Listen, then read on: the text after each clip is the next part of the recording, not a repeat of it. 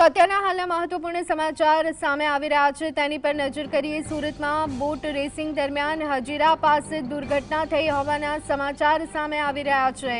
Racing દરમિયાન એક boat જે છે તે અચાનક પલટી ખાઈ ગઈ હતી। હજીરા પાસેની આ ઘટના રેસિંગ દરમિયાન બનેલી આ ઘટના બોટમાં 8 જેટલા લોકો સવાર હતા અને બોટ પલટી ખાઈ ગઈ હતી। બોટ પલટી જતા તમામ લોકો તરવા લાગ્યા હતા અને આ જે દુર્ઘટના છે તે ટળી હતી। સુરતમાં બોટ રેસિંગ દરમિયાન હજીરા પાસે દુર્ઘટના બોટ અચાનક પલટી ખાઈ ગઈ। 8 જેટલા લોકો આ બોટમાં સવાર હતા, જો કે તમામ લોકો તરવા લાગ્યા હતા અને તેના કારણે દુર્ઘટના ઘટતા અટકી ગઈ હતી। આજ અંગે વધુ વિગત મેળવી લઈએ। સંવાદદાતા સાહિસ અમારી સાથે જોડાઈ ગયા છે। સાહિસ, બોટ રેસિંગ દરમિયાન બોટે પલટી ખાધી, શું વિગતો?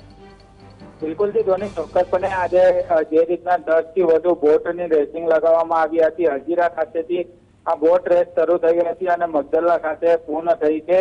વહેલી સવારે એટલે કે 11 વાગ્યા દરમિયાન આ બોટ શરૂ થઈ હતી। એટલું જ નહીં, પરંતુ બોટ રેસિંગ દરમિયાન એક બોટ હજીરા ખાતે પલટી થઈ હોવાના દ્રશ્યો જીએસટીવી પર અત્યારે જોવા મળી રહ્યા છે। બોટમાં 8 લોકો હાજર હતા। બોટ પલટી થતા તમામ લોકો તરવા લાગ્યા હતા। સમગ્ર ઘટનામાં મોટી દુર્ઘટના ટળી છે। જે રીતના બોટ એક તરફ પેલા પલટી ખાઈ ગઈ હતી અને ત્યારબાદ એકાએક બધા જ પાણીની અંદર પડ્યા હતા।